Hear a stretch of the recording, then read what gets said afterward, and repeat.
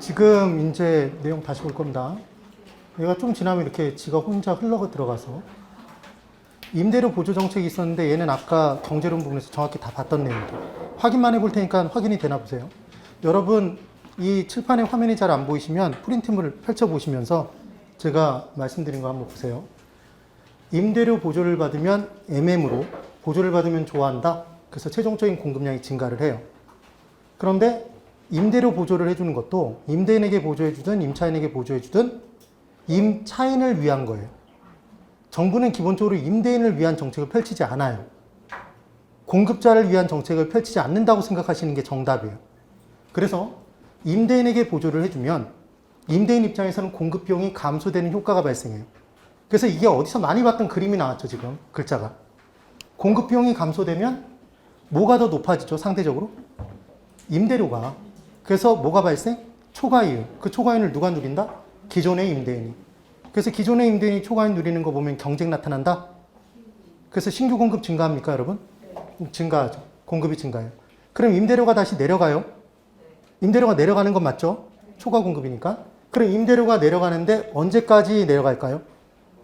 뭐랑 같아질 때까지? 공급 비용과 같아질 때까지. 그럼 지금은 임대료가 최종적으로 내려갔나요? 그대로인가요? 처음 기준으로.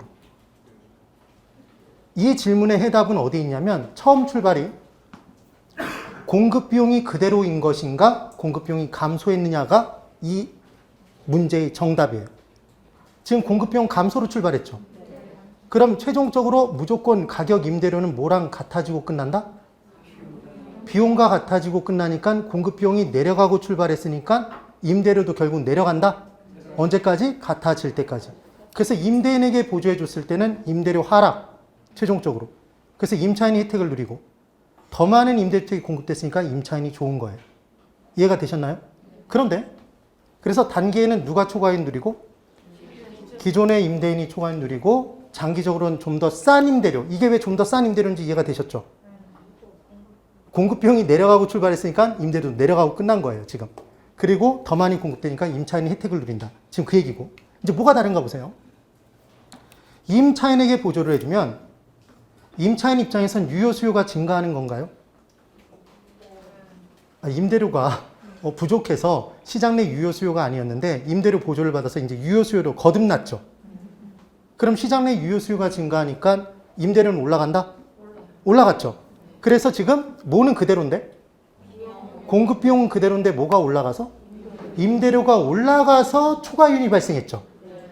초과이윤 누가 누렸죠? 똑같이? 그냥 임대인이라고 대답하시면 정말 미워할 거예요. 기존의 임대인이 초과이윤 누렸다. 그럼 누가 또 뛰어든다? 신규 임대인. 경쟁이 나타나는 거예요. 그러면 공급의 증가의 결과 임대료는 다시 내려간다? 임대 내려가요? 내려가요? 그러면 이 임대료가 뭐랑 같아지고 멈춰서죠? 공급 비용? 저기서 브레이크 딱 잡는 거예요. 근데 공급 비용이 전과 동일한가요? 내려가고 출발했나요? 동일하죠? 공급 비용은 변화가 없었잖아요. 그러니까 당연히 가격은 원래 가격으로 돌아가고 끝나겠네. 이 내용은. 그러면 임차인에게 보조해 줬을 때는 동일한 임대료로, 장기적으로는 동일한 임대료로, 원래 임대료로 더 많은 임대주택이 공급되니까 누가 좋다? 임차인이 좋다. 이렇게 얘기를 하는 거죠. 아까랑 차이가 있는 게 느껴지세요? 지금 뭔 얘기를 하고 있냐면 임대인에게 보조해 줬을 때는 공급 비용의 감소 효과로 출발한 거라니까. 공급 비용이 감소됐으니까 임대료도 하락하는 거예요. 같아질 때까지. 네? 그런데 지금 임대인에게 보조를 했을 때, 임차인에게 보조해 주면 수요 증가로 임대료가 올라가서 초과이윤이 발생한 거예요. 공급 비용은 원래 그대로죠. 그러니까 다시 가격은 임대료는 원래 임대료대로 돌아오고 끝나는 거예요. 얘가 그대로니까.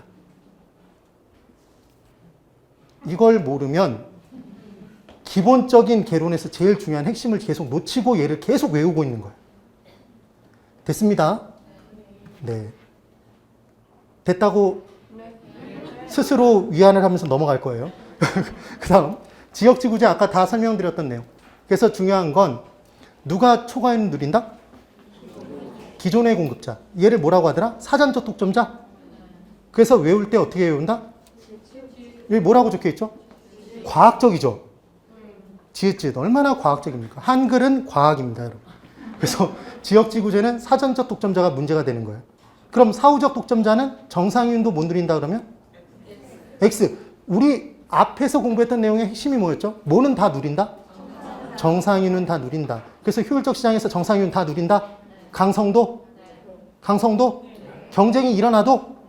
뭐는 누린다? 정상이윤. 뭐는 소멸된다? 초과이윤. 뭘 보면 환장한다? 초과이윤. 그래서 벌떼처럼 달려드는 거죠. 그게 경쟁이지. 그래서 경쟁의 결과 뭐는 소멸된다?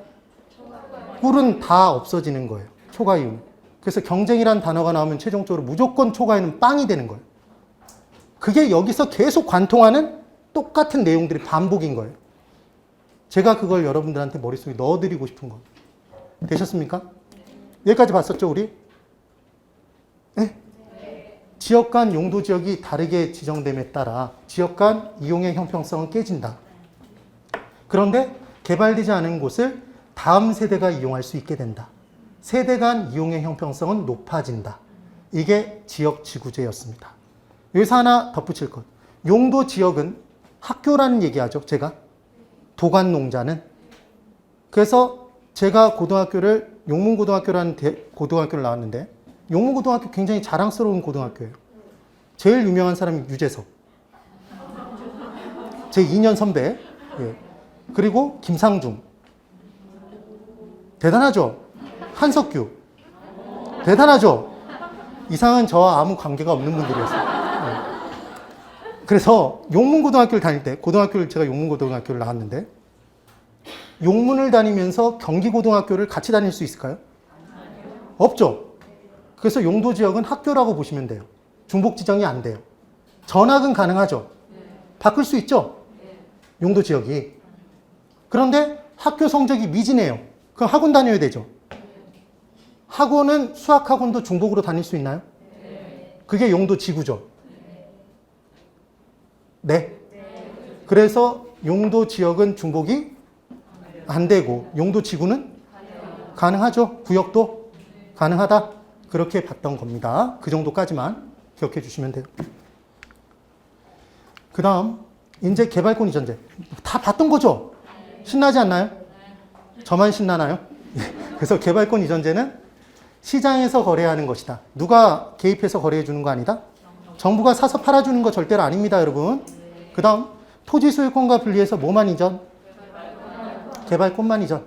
자, 제가 선창 때리면 못창 때리세요. 개발권만 이전. 뭐와 별도로? 토지 소유권과 별도로. 그 내용. 그래서 아무 개발권이나 넘길 수 있다, 이용할 수 없게 된 개발권만.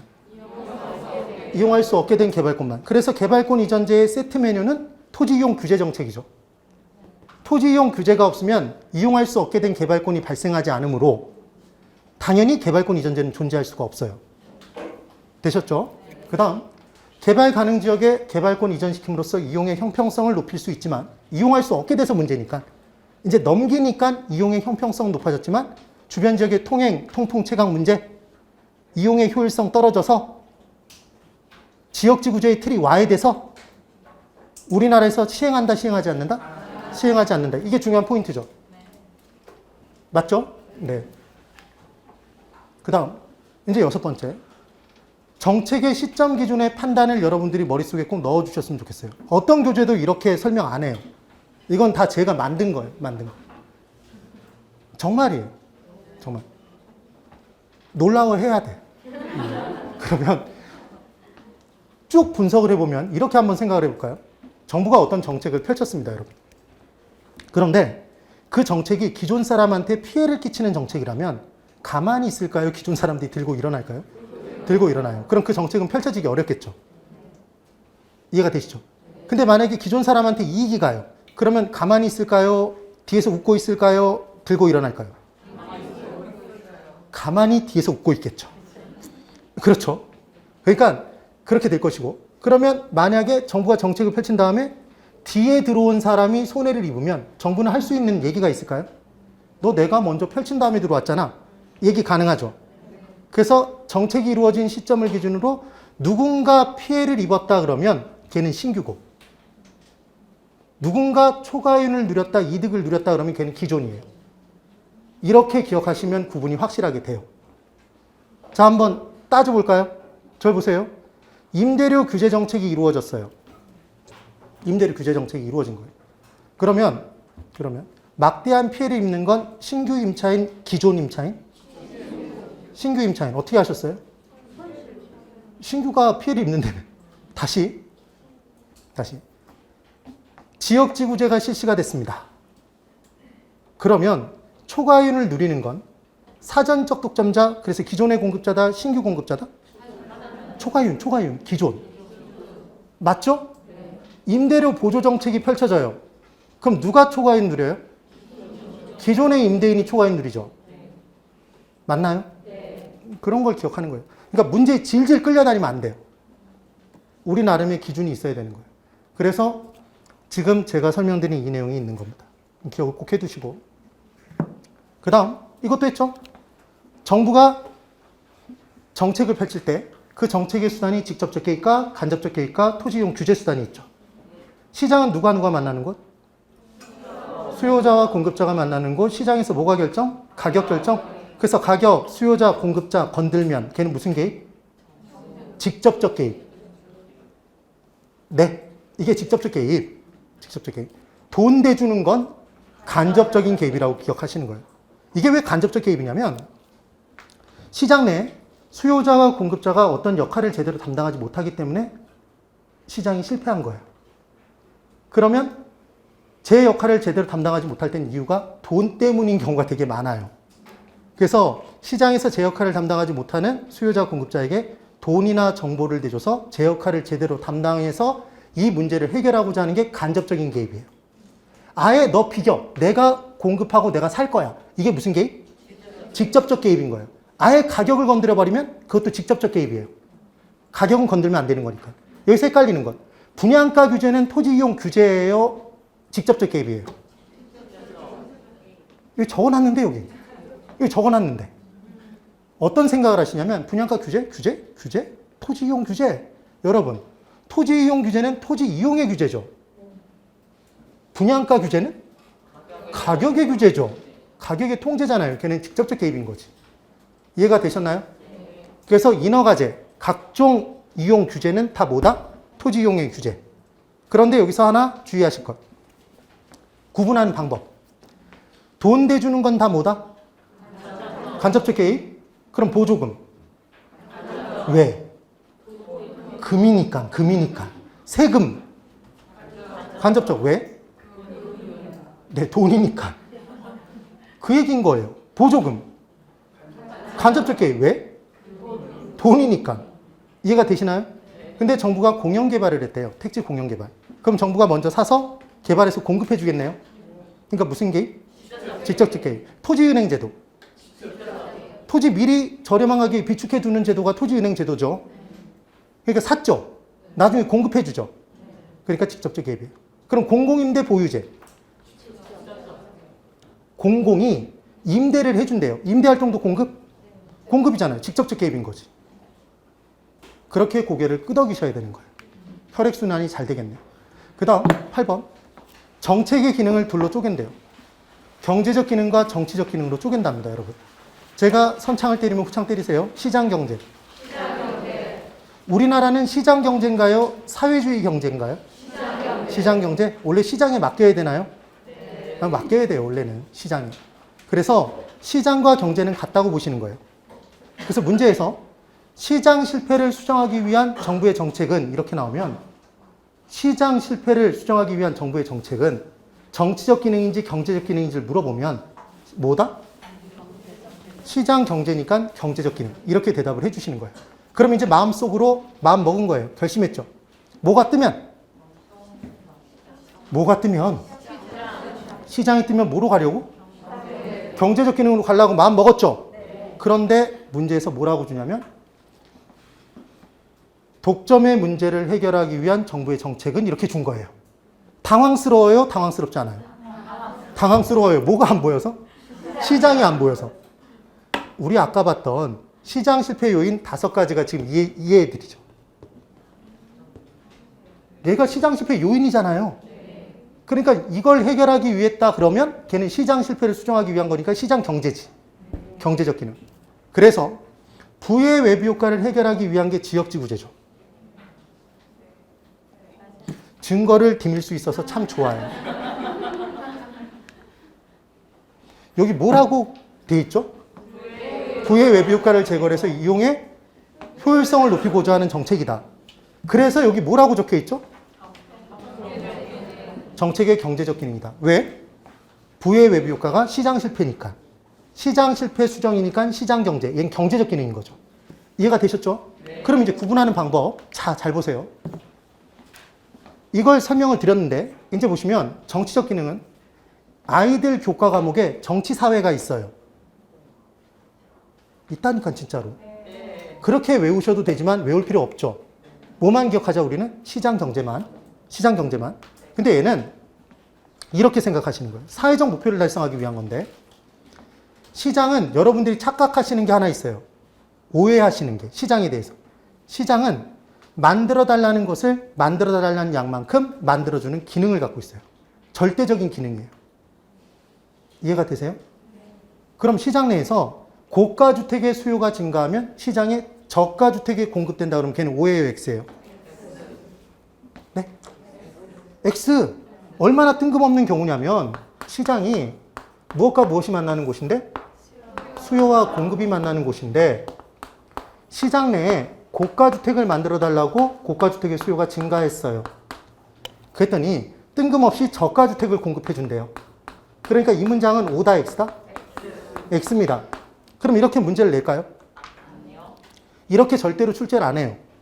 이 문제를 내고 싶어 죽겠죠, 사실은. 그러니까 뭐라고 내냐면 여기다 이렇게 문제를 내죠.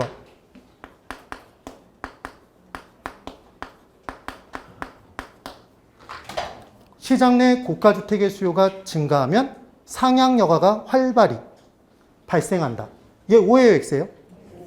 얘가 O죠? 아, 고가주택은 질적 수익 높은 주택을 공급하는 거니까 O죠? 그런데 얘를 뭐라고 내요? 하향 여가가 활발히 발생한다 이렇게 나온다니까. 그래서 실제로 우리의 고 선생님이 여기서도 도움을 주는 거죠. 아, 예. 이해가 안 되셨나 봅니다. 그래서 참 여러 군데에 출연하고 이 내용을 꼭 기억을 해주시는 거예요. 그러면 이제 질문. 여러분, 시장에서 불량주택의 수요가 있으니까 불량주택이 공급되는 건가요? 아니다라고 대답하시면 틀린 거예요. 항상 시장은 어떤 기능이 있다? 만들어달라는 것을 만들어달라는 양만큼 만들어주는 기능. 이게 시장의 절대적 기능이에요. 그럼 시장에서 무언가 나쁜 놈이 공급되고 있다면 때려잡아야 될 건 수요인 거예요. 수요가 없으면 시장은 절대로 공급이 없어요. 그랬더니 내가 아는 회사는 공급을 함에 따라 수요를 창출해냈다. 이런 얘기는 하지 마시란 얘기예요. 이해가 되시죠? 그럼 잘 보세요. 잘 보세요. 1지역에 누가 사냐면 이 주택이 뭐뭐가 있냐면 고 있어요. 고고. 꼭 흡사 고시 집성촌 같네요. 예. 그런데 이렇게 고가주택만 다 있는 거예요. 그럼 이 지역엔 누구만 살아요? 고상철만 살아요?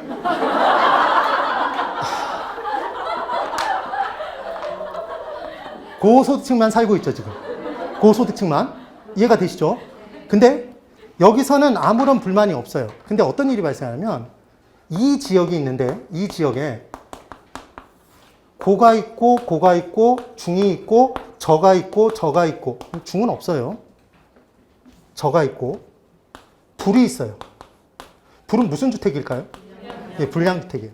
그럼 이 지역에는 고소득층만 사나요? 고소득층, 저소득층, 급빈층이 다 같이 사나요? 다 같이 살죠. 그러면 떡하면 이 사람들이 찾아가요, 안 찾아가요? 찾아가요. 이 지역의 장을. 지방자치단체 장을 찾아가서 뭐라고 얘기를 하냐면 못 살겠어요. 얘 때문에. 얘 부의 외부 효과로 집값 떨어져요. 똑같은데 얘는 높은데 나는 떨어져 있어요. 난리 나죠. 그래서 이제 결정했죠. 뭐 없애기로? 불량주택을 철거하기로 결정한 거예요. 철거했어요. 그럼 불량주택 문제는 해결됐나요? 불량주택은 왜 존재했죠? 극빈층 때문에 존재했죠. 그럼 극빈층이 같이 죽으면 큰일 나죠. 살아계시죠, 당연히. 그러니까 그분들이 다른 지역으로 옮기겠죠. 맞나요? 그럼 다른 지역에 다시 불량주택 문제가 발생이 되나요? 맞죠.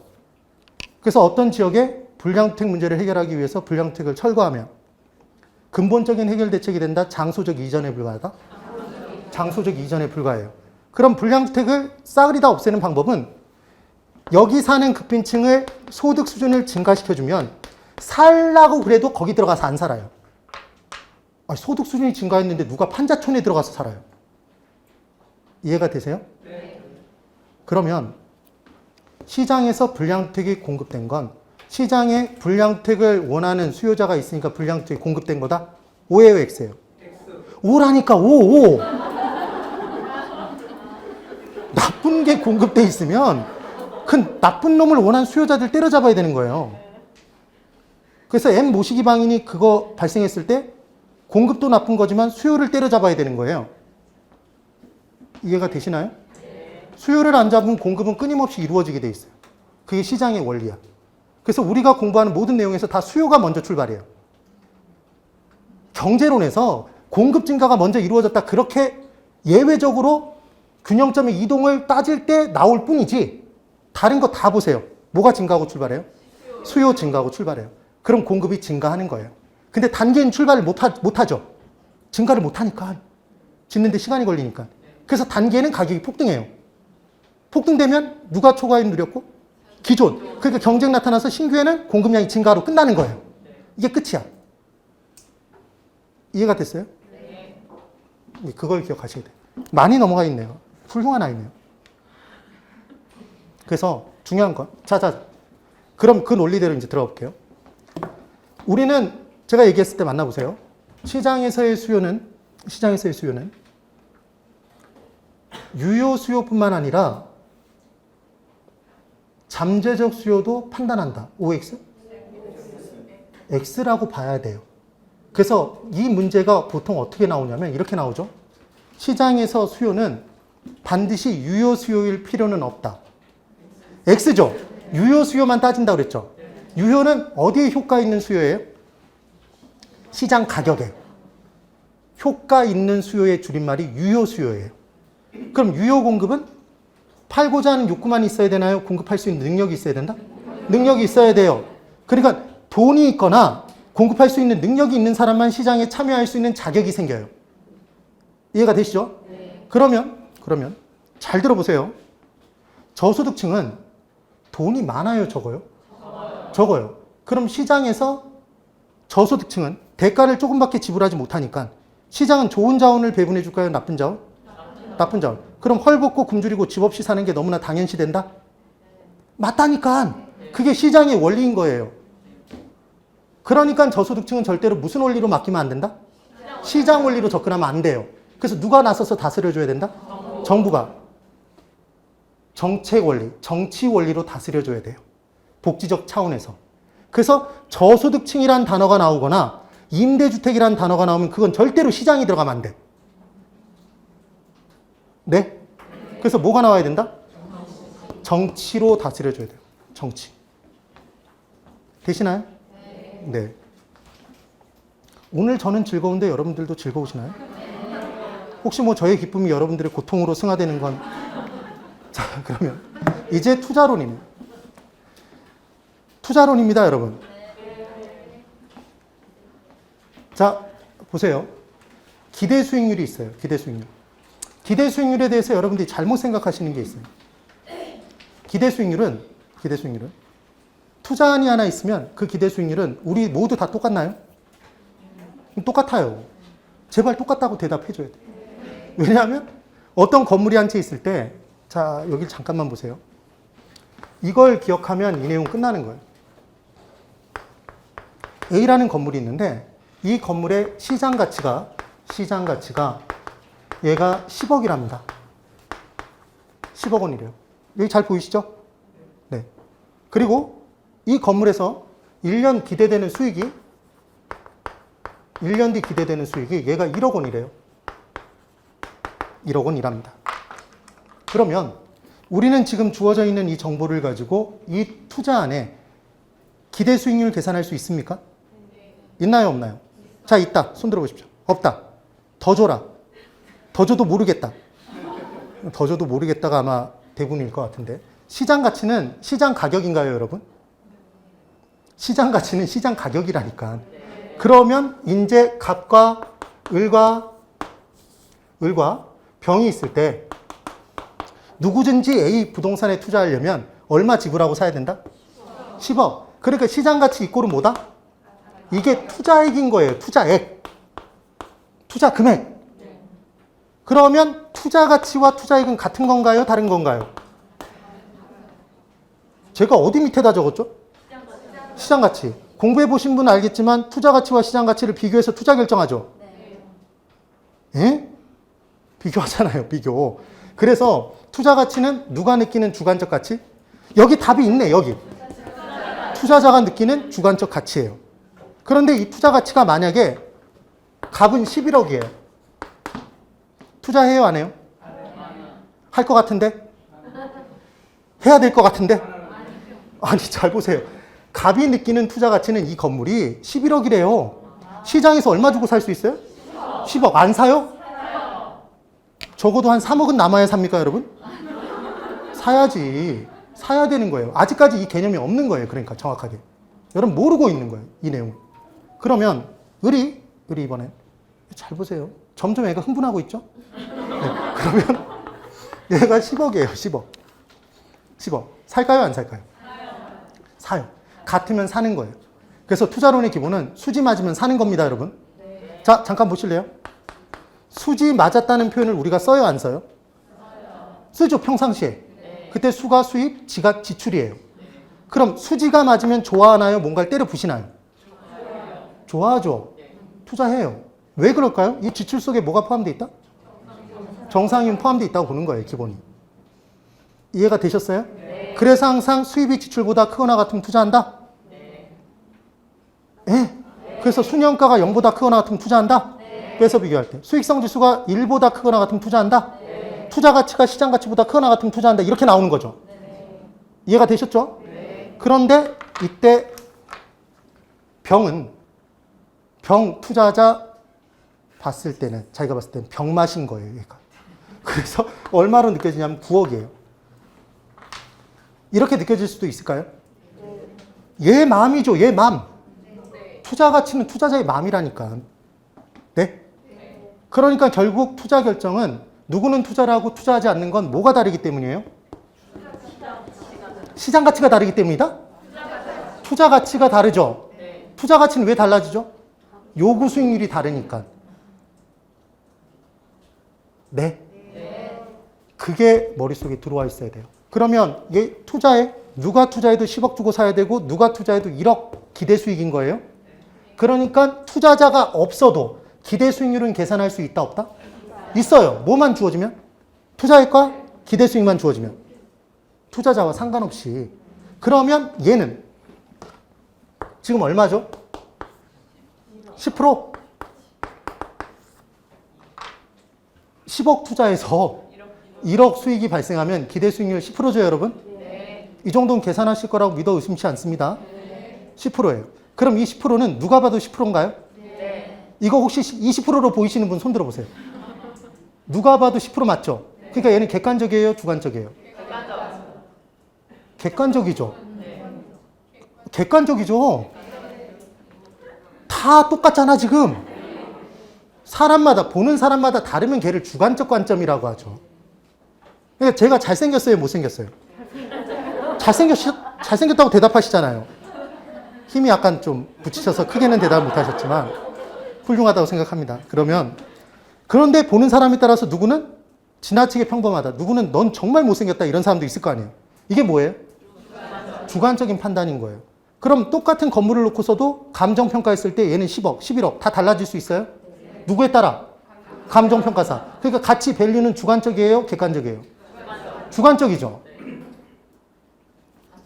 그렇죠? 네. 그러면 이 기대 수익이 똑같이 실현되지 않을 확률 위험이 커져도 1억이 똑같이 실현되지 않을 확률이 커져도 얘가 1억인 건 변함없죠. 그러니까 기대 수익률은 위험의 크기에 따라 달라져요, 달라지지 않아요? 달라지지 않죠. 이렇게 강조하는 이유는 위험에 따라 달라지는 애가 하나 있죠. 요구 수익률. 우리는 위험을 많이 감수하면 더 높은 수익률 요구해요? 요구하죠. 그래서 똑같은 용접을 이렇게 바닥에 안전한 곳에서 용접하는 것과 고가도로 만드는데 한 50m 상공에서 매달려서 용접하는 것과 똑같은 일당으로 일해요? 안 해요. 왜 안 하죠? 위험을 더 많이 감수할수록 인간은 더 많은 수익률을 요구하는 거예요. 그게 충족되지 않으면 그 일은 절대로 시장에 존재할 수가 없어요. 이게 기본적으로 잡혀야 돼요. 되셨어요? 네. 그러면 자, 여기 보세요. 기대 수익률은 해당 투자에서 기대되는 수익률이에요. 다른 거 하나도 없이 대답해 보세요. 기대 수익률 크시면, 기대 수익률이 크면 투자하실 거예요? 안 하실 거예요? 하죠. 뭐보다? 그렇죠. 그게 판단의 기준인 거죠. 요구 수익률이. 되셨나요? 네. 그러면 기대 수익률은 요구 수익률이 없어도 계산할 수 있나요? 네. 계산했죠? 네. 계산했죠? 네. 그러니까 사전적으로 요구 수익률이 존재할 필요가 없죠. 근데 기대 수익률은 해당 투자한 안에 있죠, 지금. 네. 10%. 네. 그게 내부 수익률이죠. 네. 그래서 내부 수익률법에서 내부 수익률 계산할 때까지는 뭐가 필요 없다? 요구 수익률은 필요 없죠. 투자자가 필요가 없죠. 그런데 투자 결정을 내리기 위해서는 누가 필요하다? 자, 헷갈리시면 투자 결정 누가 내려요? 투자자. 그럼 투자자는 자신이 최소한도로 요구하는 무슨 수익률? 요구 수익률 산정해 놓고 비교해서 투자 결정하죠. 되셨어요? 그러니까 내부 수익률법에서는 요구 수익률이 아예 필요 없다 그러면 걔는 X네. 판단의 기준으로 필요하죠. 아, 지금 그 얘기한 거잖아요. 표현을 조금만 바꾸면 헷갈려요, 헷갈리잖아요. 헷갈립니다, 여러분. 솔직히 헷갈려요. 이거 만약에 제가 개론 선생이 아니었으면 저도 드럽게 헷갈릴 거예요. 근데 왜 안 헷갈릴까요? 밥 먹고 이 행동만 좀 더 감칠맛 나게 표현할 수도 있지만 그러면 또 우리는 방송심의위원회 그래서 이네요. 반복하면 이게 된다는 얘기예요. 결론은. 저기까지 됐나요? 그러니까 기대 수익과 투자액으로 계산함. 그래서 계산 시 뭐가 필요 없다? 요구 수익률 필요 없죠. 그런데 요구 수익률은 해당 투자에서 누가 최소한도로 요구하는 수익률? 투자자가. 그럼 투자자가 나와야 되나요? 그럼 투자자는 이 최소한도마저도 충족이 안 되면 투자를 합니까? 안 합니까? 당연히 안 해요. 다시 질문. 여러분 최소 요구치라는 단어 들어보신 분 손 들어보세요. 최소 요구치. 어디서 들어봤죠? 크리스탈레이 중심지 이론? 그럼 크리스탈레이 중심지 이론에서 최소 요구치보다 커야 성립해요? 작아야 성립해요? 커야. 왜? 최소한도로 요구하는 매출액이니까. 그것보단 커야 성립하는 거죠. 그걸 최대한도의 매출액이다 그러면 X인 거죠. 이해가 되십니까? 네. 그러면 자 보실까요? 투자자별로 뭐가 다르다라는 얘기를 하죠? 위험에 대한 태도? 똑같은 위험을 감수해도 위험에 대한 태도가 달라요. 저는 번지점프를 아마 살아생전에 못할 것 같아요. 위험을 드럽게 싫어해요. 그 번지점프 할 때 뭐가 위험처럼 느껴지죠? 왠지 내가 뛰어내릴 때 줄이 끊어질 것 같은 그런 생각이 들죠. 아, 그런 생각을 한 번도 안 해보셨나 봅니다. 그리고 농촌 같은 데 가서 번지점프를 하면 돼요, 안 돼요? 안 돼요. 농촌은 인심이 후해요. 줄이 길게 맺었어요. 그럼 퍽 할 수 있어요. 그래서 번지점프는 위험이니까 번지점프라는 위험을 감수하고 싶지 않은데 대가를 주겠다고 얘기하면 말이 달라집니까? 돈 준대요, 돈. 뛰어내리면. 그럼 달라질 수 있겠죠? 그래서 번지점프대 위에 올라갔어요. A, B가 둘이 올라간 거야. 그랬더니 100원 준다니까 A가 벌써 없네? A는 벌써 뛰어내렸지. 그럼 A는 번지점프라는 위험을 좋아해요, 싫어해요? 좋아하니까 원래는 자기 돈 내고서라도 뛰어내릴 텐데 대가 준다니까 신나서 뛰어내린 거죠. 그러니까 번지점프라는 위험을 좋아하는 사람일수록 그 위험에 대한 대가를 많이 요구한다, 적게? 적게 요구한다. 그 투자자가 우리가 알고 있는 공격적인 투자자. 그래서 공격적인 투자자일수록 잘 보세요. 위험에 대한, 동일 위험에 대한 대가를 많이 조금? 조금만. 100원에 뛰어내렸다니까 이미. 걔 없다니까.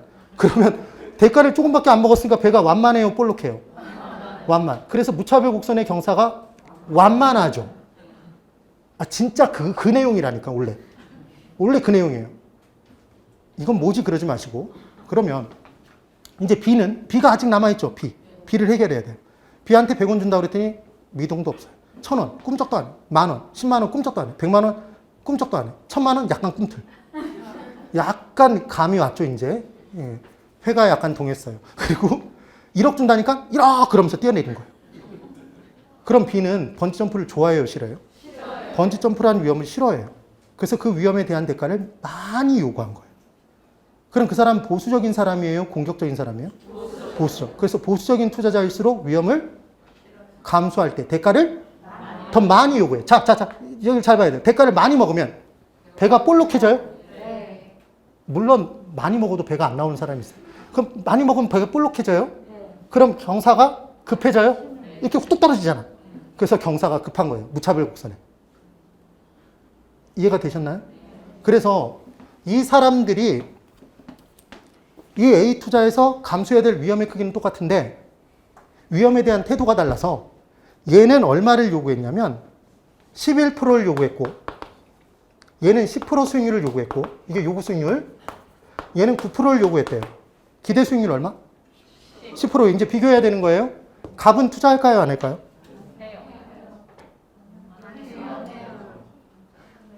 괜찮습니다. 뭐 다 그런 거죠 뭐.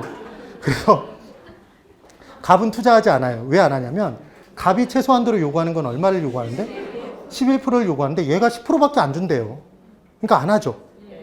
그런데 을은 10% 요구했는데 10%래요. 간신히 충족이 됐죠. 투자해요. 근데 병은 지금 9%만 요구했어요. 또 안 해요? 좀 해요. 좀 제발 하세요. 이제. 그래서 해요. 되셨죠? 그러면 이렇게 요구 수익률의 차이가 발생한 이유는 갑과 을과 병이 감수해야 될 위험의 크기가 다르기 때문인가요? 아니죠. 위험의 크기는 똑같죠. 이 투자의 위험의 크기는 같은데 위험에 대한 태도가 다르죠. 그럼 이 셋 중에 위험을 제일 싫어하는 사람이 누구예요? 갑이에요, 갑. 맞아요? 그 내용인 거예요. 그래서 우리는 지금 요구 수익률은 다 다르나요? 투자자가 주관적으로 결정한다?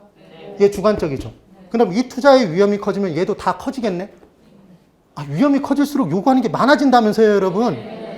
그러니까 얘는 위험의 크기에 따라 달라진다, 달라지지 않는다? 달라진다. 그러니까 항상 머릿속에 공부를 할 때는 기준이 필요해요. 전 굉장히 기준을 중시 여기는 사람이에요. 아까도 수업을 할 때 제 나름의 기준을 정해놓고 그 기준에 맞춰서 딱 나누죠. 아니고 하나하나 세트로 낱개로 공부하다 보면 머릿속에서 다 뒤섞여요. 그럼 마찬가지인 거예요. 기대 수익률은 위험과 관련이 없죠. 그 말은 뭔가는 위험과 관련이 있죠. 네. 기대 수익률은 객관적이라고 그렇게 강조를 하죠. 그럼 주관적인 게 있겠네? 요구 수익률이죠. 그럼 다 객관적인 것만 있다라면 비교의 대상도 객관적이면 투자할 거는 다 투자하고 투자 안 하면 다 안 하겠지. 근데 누구는 하고 누구는 안 하고 달라지지 않아요. 실제로 달라지잖아요, 여러분. 맞나요? 그게 왜 달라지죠? 요구 수익률이 다르기 때문에. 그래서 우리는 투자 결정 내릴 때 미래 수입을 뭐로 할인하죠? 요구 수익률로 할인하죠. 우리 어디 가면 할인을 요구하잖아요. 그래서 할인율은 뭘로 적용한다? 요구 수익률. 그럼 내 마음대로 할인하고 남는 현재 가치는 내 요구 수익률에 의해서 결정된 거 맞아요? 주관적으로? 그러니까 어떤 경우는 투자하고 어떤 경우는 투자하지 않고가 투자자별로 달라지겠네? 그게 현실인 거죠. 되셨어요? 그러면 많이도 갔네요. 여기까지 본 거죠. 그러면 다시 투자자는 투자 시에 감당해야 되는 것이 있으면 그것에 대한 대가는 무조건 최소한도로 요구하는 거예요. 그래서 뭘 감당해야 되나 봤더니 현재 돈 포기, 미래 수입 선택, 시간을 견뎌야 되고 그 다음 그 미래 수입이 똑같이 실현되지 않을 확률, 위험도 견뎌야 돼요. 그 다음 예상된 물가 상승률에 따라서 투자가 끝날 무렵에 돈의 가치가 떨어졌다면 그 위험까지도 감수해야 되는 거예요. 이게 무슨 효과? 피셔 효과. 담배 가격이 올라가면 담배를 피로 같이 옥상에 올라가자고 얘기하면 당신이나 피셔? 이렇게 피셔 효과. 됐나요? 그러면 여기 보세요. 지금 예상된 물가 상승률이죠? 이거 실현된 거 아니죠? 그래서 우리가 처음 공부할 때 이건 꼭 기억하세요. 투자론에서 실현이란 단어가 나오면 무조건 틀린 거예요. 실현 수익률은 투자 결정 시 사용합니까? 사용하지 않습니까? 사용할 수가 없죠. 왜? 투자가 다 끝난 다음에 실현된 수익률이니까. 투자를 결정하는 시점엔 발생할 수가 없는 거예요. 존재할 수가 없다. 그래서 기억하시는 방법은 우리에게 실현은 실현이다. 네. 그래서 이 부분에 발생된 물가 상승률, 실현된 물가 상승률이라고 나오면 저거 더하는 순간 틀리는 거예요. 네. 주의 꼭 하세요. 주의 반드시 하셔야 됩니다. 그래서 요구 승률을 이렇게 계산할 수 있답니다. 그래서 예전에 정말 시절이 아름다웠던 시절에는 무위험률 4%, 위험할증률 6%, 얘 5%, 몇 프로일까요? 15% 이런 문제가 나왔던 아름다운 시절이 있었어요. 그리고 그 시절에는 균형가격 문제만 정말 간단한 식으로 나와도 사람들이 분노했죠. 내가 공인중개사가 되는데 이게 왜 필요해? 근데 우리는 지금 그것보다 훨씬 더 어려운 문제를 풀죠. 맞죠? 네. 그 다음 물가와 화폐 가치. 여러분, 물건의 가격이 올라가면 화폐 자산의 가치는 올라갑니까? 떨어집니까? 가끔 뉴스에 무슨 얘기가 나오냐면 아프리카에 있는 모 국가는 달걀 하나를 사기 위해서 리어커 하나로 지폐를 가득 채워야지만 교환이 가능하다. 들어보신 적 있으세요? 네. TV를 좀 보고 사세요. 네, TV를 볼 필요가 있습니다. 그래서 중요한 건 물건의 가격이 올라가면 화폐 자산의 가치는 그만큼 떨어지는 거예요. 내가 원래 1억 주고 살 수 있었는데 1억이 있었어요. 1억 갖고 이 건물을 살 수 있었어. 근데 이 건물이 2억이 됐어요. 그럼 내 돈의 가치는 그만큼 떨어진 거죠. 내 실질적인 소득은 감소한 거죠. 맞나요? 그러면 물가 상승 시에는 똑같은 돈을 받는 사람은 유리해져요? 불리해져요? 불리. 그럼 대출자는 똑같은 이자를 받는 거니까 상대적으로 낮은 이자를 받는 거니까 불리해지죠. 그래서 그 부담을 누구에게 떠넘기고 싶어 해요? 무조건 임대인은 누구에게 떠넘겨요? 임차인에게. 그래서 임대료를 올리죠. 물가와 연동해서. 그럼 걔는 위험의 회피예요? 위험의 전가예요? 위험의 전가가 됩니다. 그래서 변동이자율은 기본적으로 위험의 전가죠. 위험의 회피가 아니라. 이해가 되셨죠? 네. 그러면 화폐자산 보유자는 유리해진다, 불리해진다? 물가 상승 시. 불리해지죠. 그러니까 실물자산으로 바꿔두려는 투기 심리가 발생한다? 그럼 실물자산으로 바꾼다는 게 바꿀 실물, 환물 투기 심리인가요? 얘가 발생하는 거지. 그리고 이렇게 가치가 떨어지는 게 인플레이션 효과인데 걔를 피한다 그래서 인플레이션 해지 기능. 그래서 물가가 많이 상승할 때는 부동산에 돈이 몰릴 수밖에 없는 겁니다. 또 하나, 지금 부동산 가격을 잡을래야 잡을 수 없는 이유는 시장에 너무 저리로 돈이 풀렸다. 근데 그 돈이 어디로 갈 곳을 잃었습니다. 그러니까 당연히 어디로 갈까요? 부동산으로. 주식으로도 가지만 부동산으로도 많이 갑니다. 그러니까 별의별 대책을 세워도 기본적으로 잡기가 힘든 건 사실. 너무 저리니까. 되셨죠? 그러면 할인연금 수지분석법은 몇 분 쉬었다 할까요? 10분 쉬었다가 하도록 하겠습니다. 10분 쉬십시오.